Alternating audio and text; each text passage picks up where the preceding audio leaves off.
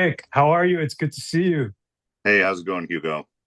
Great. I'm really happy that you joined me and Destino today. I wanted to revisit our time on Night Court, also celebrate your work on other shows like Just That Magic, Angie Tribeca. And I mean, I'm a big fan of the Spawn movie, so I was hoping that we could tap into that a little bit. Absolutely. But before we get started, I wanted to hit you with some rapid fire questions just to warm us up. Let's go. I would love to know what IP or franchise would you love to be a part of next? Oh boy. Um, it would be great if I could, like, truthfully, there are a lot of great franchises out there. Like you think of like Star Wars or Lord of the Rings or Game of Thrones. I wouldn't mind getting in on the Marvel universe just because it seems so diverse and everybody can find either a show or a movie to latch onto or a hero to latch onto. And that just seems like such a cool ongoing thing where they just keep adding um, more and more to the whole tapestry of it. And it just keeps getting richer and richer. And some things work and some things don't. And again, that's part of the process. Yeah, let's put it out there. We're gonna join some comic book project soon. Yeah, let's Uh, do it. I would love to know as well, when you were younger, what character in film or TV did you identify with the most? Oh, wow. That is a crazy question. Um,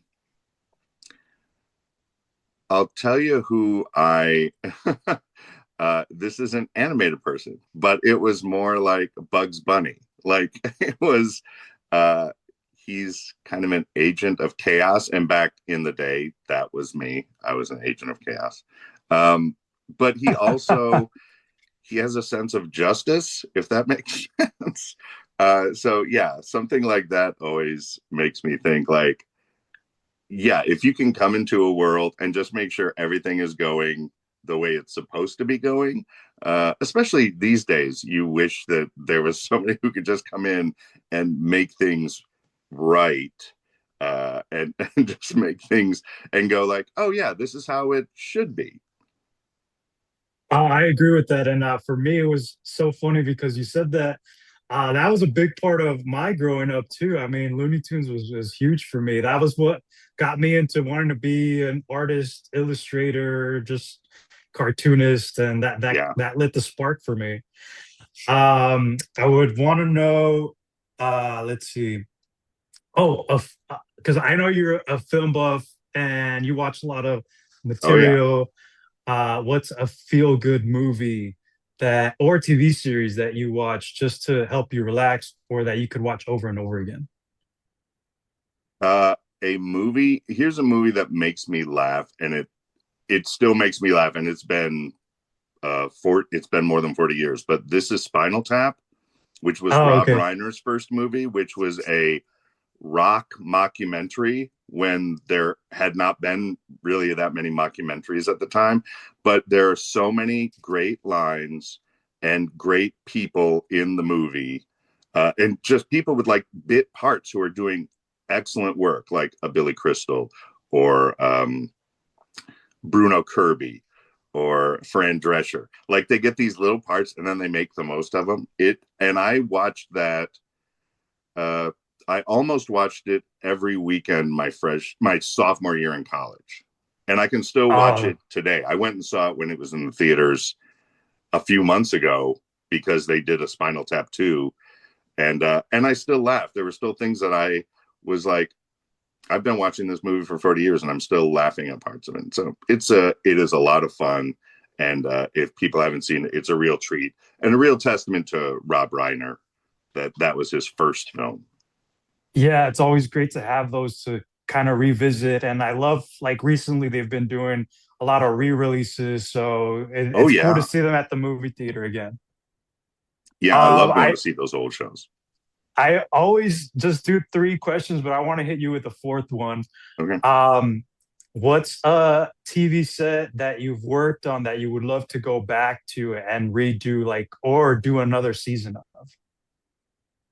Oh, I I really wish that we had been able to have another season of Night Court. I really thought the show, it's weird, but like 3 seasons in, I felt like, and it had been funny and it had been well done all the way through, but I really felt like we were hitting our stride, and we knew Right. what the, not only what the seasons needed to be, but what each episode needed to feel like. And I just thought, the as we went along, the episodes were getting funnier and funnier, and you were getting to know the cast better. And so you've got these, people who are, some people are new, but I don't want to say it, but then you've got these seasoned professionals like John and Wendy, and just watching them week in and week out do their thing was like a dream come true.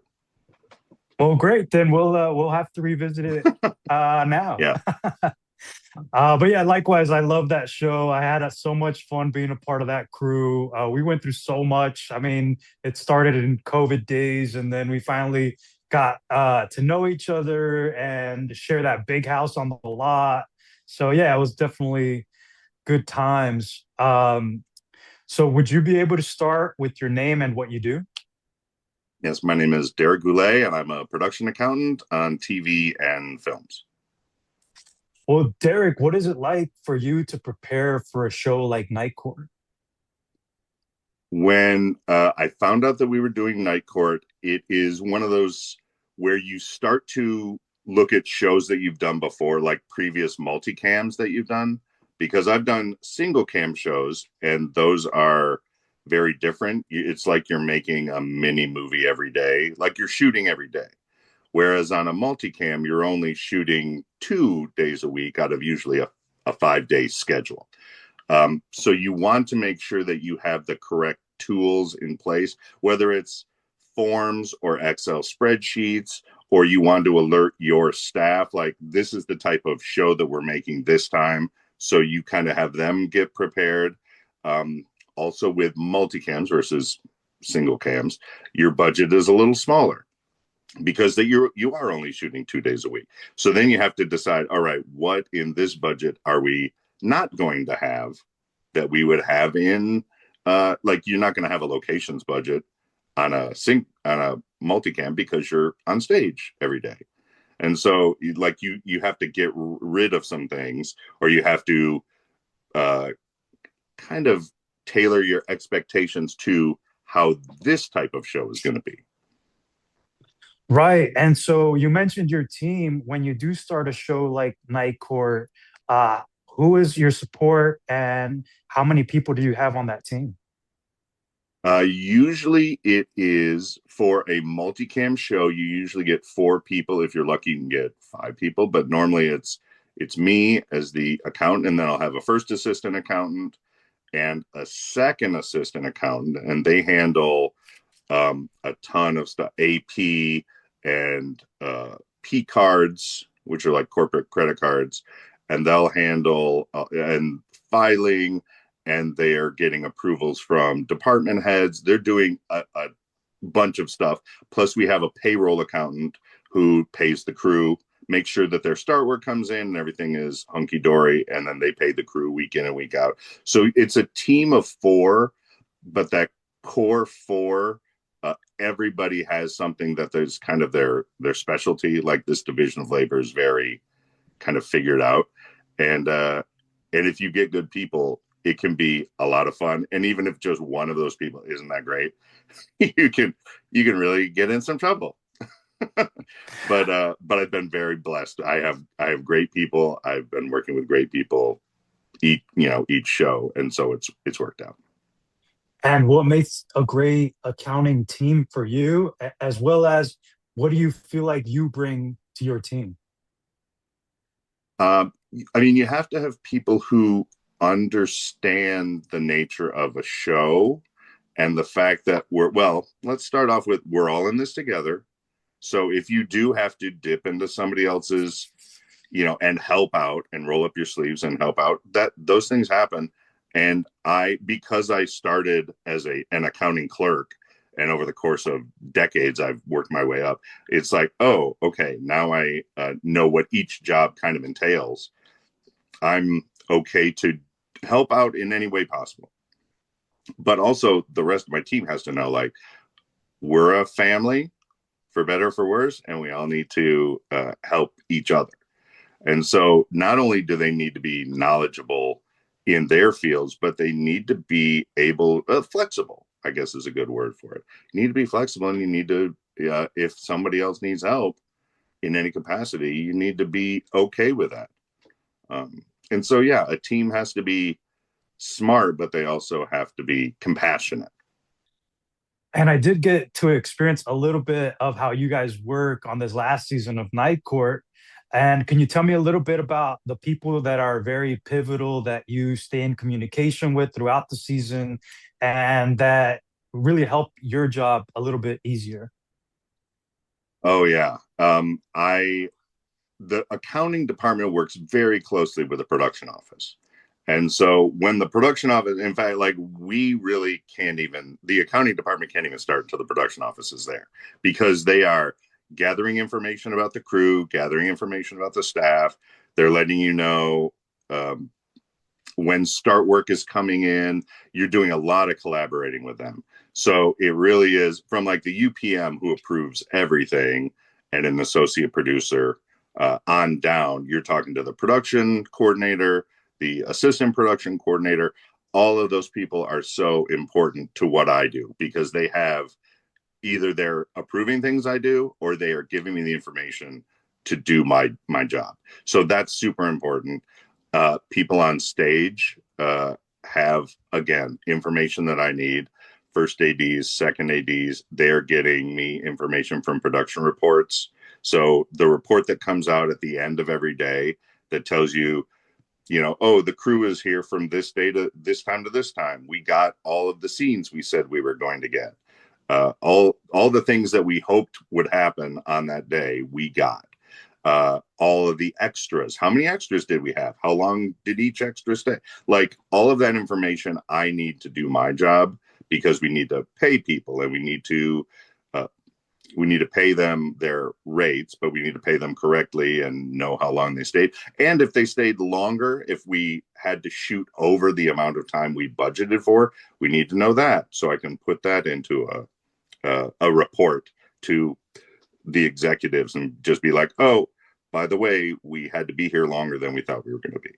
So there are a lot of people that you communicate with on a day-to-day basis that have something you need. So everybody has to kind of get along and be nice to each other and ask in a way that's not like demanding. It's like, hey, we all know our jobs. Please give me the information I need to do mine, and vice versa. Yeah, right. I mean, it's all about this collaboration early on because you guys essentially start on day zero of the production because we have to be all set up, or in your case, everything has to be set up before the cast shows up, before the crew shows up. And are you able to relive some of those moments where you had some challenges, and then how did you overcome them? I've been on show. I mean, you're right. You show up and you have an empty desk, and so Mhm. you have to get. And a lot of times you'll get a kind of a pack, which is like you'll get your laptop computer, a printer, a scanner, and a monitor or two, and that has to kind of drop on your desk day one because you don't necessarily. And a lot of people on a show bring their own personal computer, but ours has sensitive information and some of it's very secure stuff. So you're usually getting your computers from the studio or they're renting it for you because you've got this sensitive information that you have to use. Um, so day one is you get that. You get set up in your different programs because we usually use a payroll company, depending, like it can be Entertainment Partners or Cast and Crew or Green Slate or Rap Book. There are different gradations of those payroll things.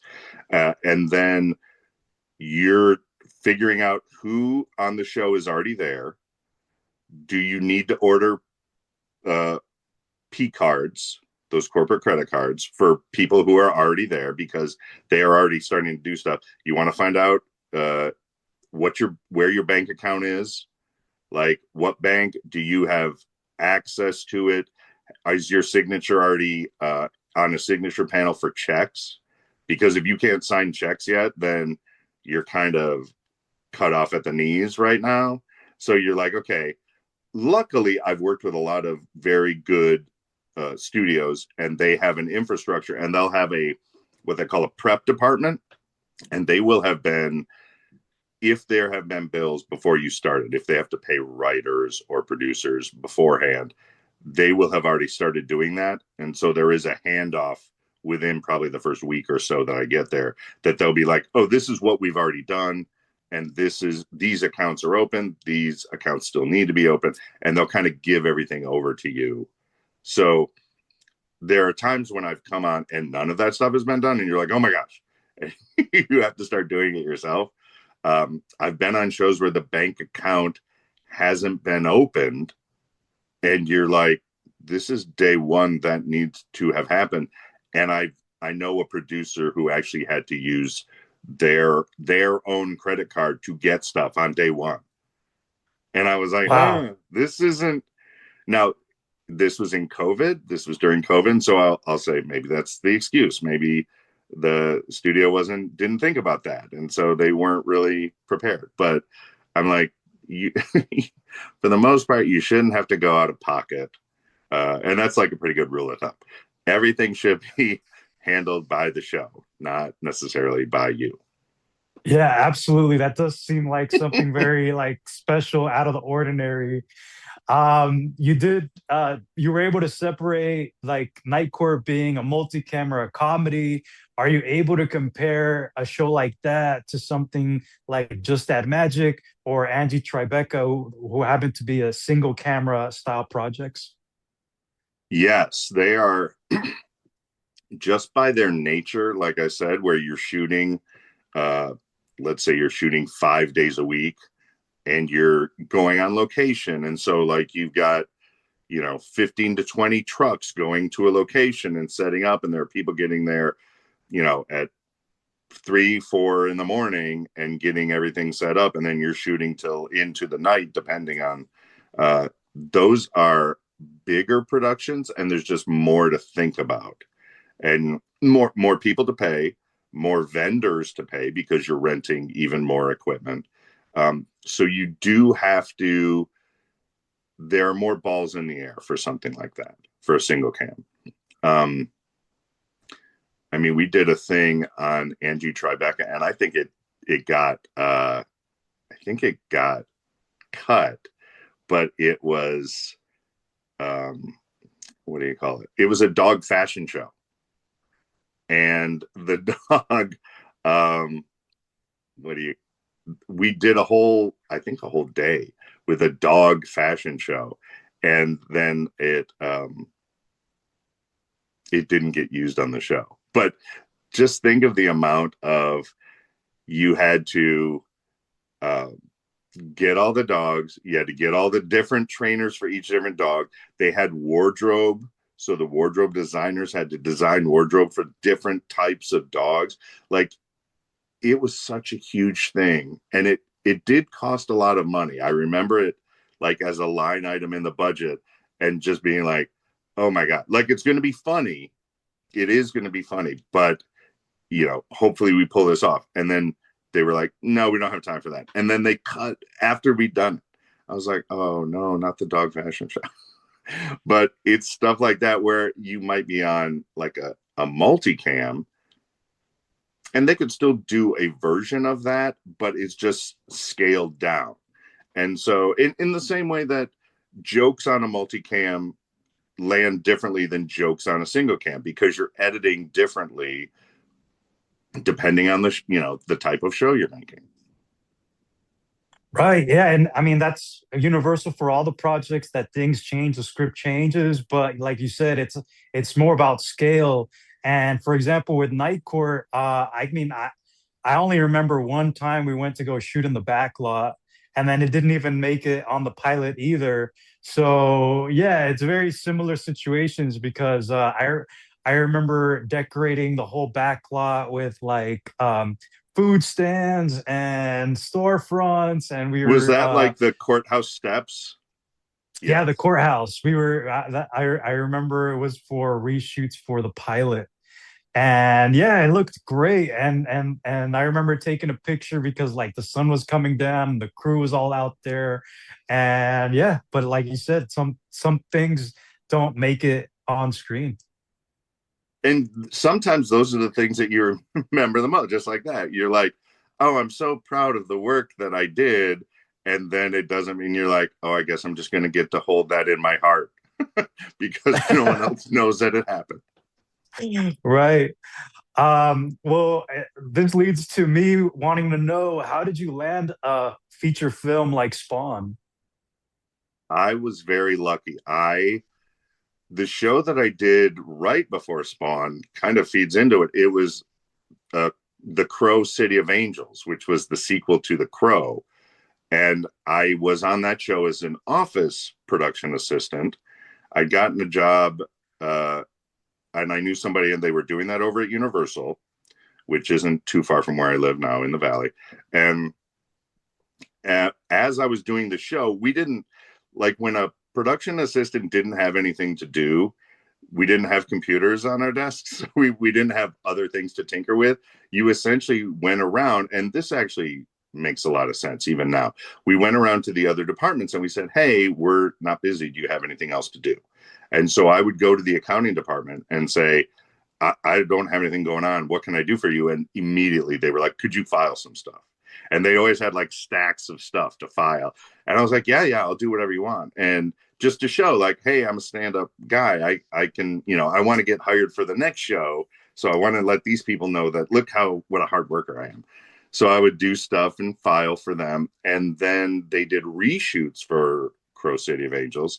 And I they called me and they were like, hey, do you want to be like the accounting clerk on these reshoots? And the reshoots weren't long. They were only a few days. And we were on a trailer on the back lot at Universal. And I was like, yeah, that's great. And then the same accountant, so it wasn't even the production office at this point. Now the accountant knows my name and knows that his assistants think that I'm a good worker. And he was like, do you want to be a clerk on the next show I do, which was Spawn? And I was like, oh, yeah. Oh, absolutely. And I didn't know that much about Spawn. You're probably a way bigger fan at the time. And so I was very lucky and I got a chance to be the clerk and it was a larger production office than like I was saying. We had the Garrison was the accountant and he was great. And Harriet and John, and then I was the clerk. We had I think it was Brenda was our payroll person. And so like I learned so much from them, not only how their individual jobs worked, but just how to like kind of how to move among the crew. You know what I mean? Like what our jobs were, what we should help with, what we should let other people do themselves. It was a lot of it wasn't baptism by fire because it wasn't that hard. So I can't say, but they were really good at just like, oh, this is how you do this. Like I was the one who opened the mail every day. Like it was just easy stuff like that. And they're like, all right, here are the bills, here are the this is how you do this. This is what means the most. They'd let me like input purchase orders, and I wanted to do everything so fast and show them how great I was. And they were like, pace yourself, pace yourself. Right. We got all Yeah, day. we gotta remind ourselves that all the They're like, time. stop making us look bad. So yeah, Exactly. it was a wonderful show. And I remember um, at one point, I think we had to cut a check to Industrial Light and Magic because they were doing, there's so many effects on that show. I think at the time it had more visual effect shots than any other movie made at the time. And this was 97, 96, 97. So it was pretty crazy that it had so like more than Jurassic Park. It had more effect shots because Spawn's not a real dude. And I Oh, had to cut yeah. a check or I had to deliver it to somebody, and the check was for millions of dollars, and they gave it to me, the clerk, to deliver, and I just felt like at the time, like, oh my gosh, I like to be given that much responsibility take this multi-million-dollar check over to ILM was crazy. Yeah, no, I just have fond memories of that project only because, I gravitated to the stories. It was very like adult comic book. And then when Oh they made yeah. the movie, I remember having just to do so many chores so that my dad could take me to this movie. And we finally went. And like you said, I was just blown away as like an 8-year-old because there's like the biggest visual effects. I had never seen anything like that before. And so, yeah, I was hooked. And yeah, it was just a cool experience. Yeah. Yeah, it was a lot of fun. And even being like, I wasn't a stage person. When you're in accounting, you're an office person, but you make sure you get to set so people know who you are. So you get to see when the cool things happen. So there are times when my job specifically is not glamorous when I'm doing it, but once the finished product comes out, and you can be like, oh yeah, I worked on that. Like that, you can be very proud after the fact. Like, yeah, that was something that I was a part of, and it came out good, or sometimes it doesn't come out so good. But you're like, I'm so glad that I got to be a part of it, and I've got stories to tell. Yeah, and it just makes us really grateful for the opportunities we do get to really exercise this talent and be a part of these teams. Absolutely. Uh, what made you want to work in entertainment? I think, I mean, growing up, and I grew up in Michigan. I was constantly, I was like a TV baby. I watched a lot of TV. I took in a lot of like sitcoms and dramas and whatever was on TV I was watching. And I at a certain point I started going to the movies a lot. And so when I went to college, I wasn't sure what I wanted to do. And my general education courses were they were getting used up, and I had to start to decide what was I going to put my energies into. And I realized, like, I like TV, I like entertainment. These are the things that have kept me going as a young person, and I'm like, I would love to contribute to that. So I ended up getting Michigan State didn't have like a film school, so they had TV production. They had like TV and radio and telephones was all bunched into one thing. This was the 90s. So I was like, yeah. So my degree wasn't in communications; it was in what they call telecommunications, but it was TV production. Um, and so I was lucky to get a degree in that. So I also, once I graduated, I took a year to make some money in. I just worked in a warehouse, and I made some money, and then I drove out to California. I packed up a car, and my parents were like, "Wow, this is a big step, especially when you don't really know anybody." And I'm like, "Yeah, I think you essentially show up somewhere, you get an apartment, you get a job, and you start doing it." And more or less, that's what I did. I didn't really know a ton of people here. I was very lucky to get an apartment without a job. Thanks Michigan State, I met like a Michigan State alumni who helped me get my apartment. And then I was looking in the want ads. Uh, Hollywood Reporter and Variety would have ads every Tuesday. They would both, like, this was magazines, this wasn't Deadline Online. This was, you would buy these magazines and they would have uh, want ads. And so one of them was work on a show as like a PA. And I think it said long hours, some pay. And the fact that it even Of said some course. pay, that's great, because most of them were like, it's an internship. We're not paying you to get this experience. So the fact that it said some pay was great. And I called the number, and it was down on Figueroa, but I called the number and I said, hey, I would love to apply to be a production assistant on this movie. And I said, but I said, I've never interviewed for something like this. So could you let me know what I need to wear when I come down there? And the girl on the phone was great. She said, if you come down here, we're probably going to hire you. So just wear like jeans, wear what you want to wear to work. So the fact that I was like, oh, if I, as long as I show up, she's going to give me a job. And that's because the job paid $100 a week. That's so funny.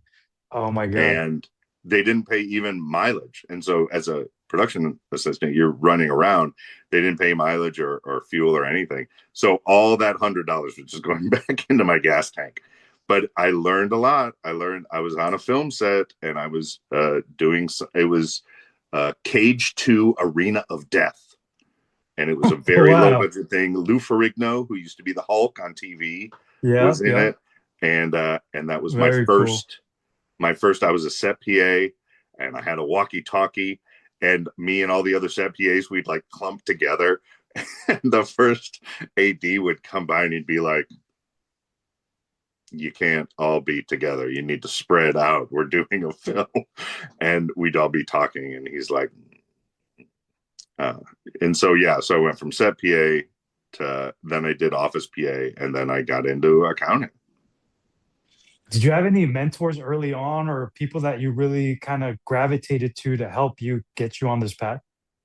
I was very lucky that I didn't know anything of networking, and I didn't as a young person, I didn't understand how important that was. Now I would say that's kind of the most important thing, is just to meet people and let them know who you are and let them know what you stand for and that you want to do certain things, and they'll remember you when the time comes.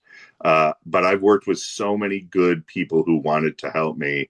Um, like I said, Garrison. I didn't have a specific mentor, but all of the accountants who were uh, over me were so kind and so knowledgeable and in wanting to help me out and just help me along to the next thing. And I mean, I can name 10 people. There was Garrison and Gay and David and Ted and Lisa and Anne and Amy, like just a million people who uh, you kind of, when you've been doing it for a while, and I've been doing it way longer than you, but you are lucky when people not only invite you in, but then help you move on to the next step. And just going from like a clerk to a second assistant to a first assistant, and sometimes you get lucky and you meet good people. Right? There's no blueprint to how to do this thing, and you just kind of go out there and get yourself involved. Is there any advice that you have for people that are interested in joining the accounting department? How can they get started or gain some experience? That is a good question. There are a lot of, I don't want to say there are a lot, but there are jobs to be clerk out there. And you don't need to have an accounting degree to be a production accountant. I didn't go to school for accounting. There are, certified public accountants, and they do taxes, and that is a very different job. What I do is I'm creating budgets for shows, and we're paying the crews and we're paying the vendors. It's not, I mean, it wouldn't hurt to also have a CPA, but that isn't what this specific job is. This is more boots on the ground. Um, and so, yeah, if you can get a clerk position, just let people know. And the other thing is, like I said, I started as just a production PA, office or set. And if you can get those jobs, and not only does that help you kind of move into, let's say, maybe an accounting clerk position, because I've had people who have helped me who are office PAs, and then later on they're like, "Oh, I would love to be in accounting." And then if you can kind of guide them into a position or you hear about something, that's happened before too. Just like it happened with me. Like people were like, "Oh, that guy's good. He's conscientious. Let's get that person a job in accounting." So being a production assistant is you get a bird's eye view of a lot of different departments, and that's a good way to get in. And it's entry level, so you're going to work hard, but you're going to get so much out of it. You get to kind of sponge up all the knowledge and goodwill that's going on a stage or in an office. Right. And like you said, there's a lot of good people out there that are willing to help out. Just as long as that you're wanting to voice out what you want to do, and that kind of lets people know who to have you speak to or what your next step might be. I was, as a young person, I was so, I don't want to say afraid, but I didn't know how to ask for help and I didn't know how to ask for the things that I specifically wanted. I thought that was a sign of weakness to ask for help. And now at this late stage, I realize that's kind of the key to the whole thing is let people know what you want and that you're not totally sure how to go about getting it. And just be like, this is something I would love to do. And I think that's kind of what Destino does such a good job with is you are letting people know there are a million ways to do it. There's not one set way, but as long as you voice your needs and what you want, not only will the universe provide, but the people you know, the networks you start making, they might be able to provide for you. Yeah, exactly. And similar to a lot of people, my story, when I started, I thought I was going to be an electrician or I was going to be in transpo or Sure. I just wanted to be involved in a production in any capacity. And then when I realized that, you have to join a union and you have to get 30 days on a show and it's going to take a lot of time, effort, and money, was when I decided that no, I really have to put thought into this and really zero in on what's going to keep me excited, what's going to make me want to go to work every day. And that's where I landed with the art department. But it was having a lot of conversations like we are having today with every department on set, so that I really understood what it was like to be a part of that team and what duties I was going to have to, make sure I was doing. Yeah. Yes, exactly. And that's what's great about like being a PA is you do get whether you're on the set or in the office, you get to see so many different jobs and the people who are doing those jobs and you get to decide like, oh, that is where my interests lie. You think you might be this person, and I came out here, I thought I was gonna write. I was, I wrote scripts with partners and we had a good time, but that was like a kind of a hobby. And as things weren't getting off the ground with that, but the longer I stayed in accounting, the further up I went. And at a certain point, I was like, "This is my career. This is what I'm doing." And even though I appreciated all that time and writing that stuff, it was I realized like, why am I resisting this great job? That's one of the first people on a show, one of the last people off. You have pretty normal hours. Like I'm like, this is a great gig. Let's do it. Well, thank you, Derek. I'm really glad that we had that experience on Night Court together. I had a lot of, good times collaborating with you, your team, talking movies, and I hope that we land on another project soon. Me too. Thank you so much, Hugo, for having me. This has been great, and I love being a part of the legacy that you're creating. Thank you, Derek. Have a good one.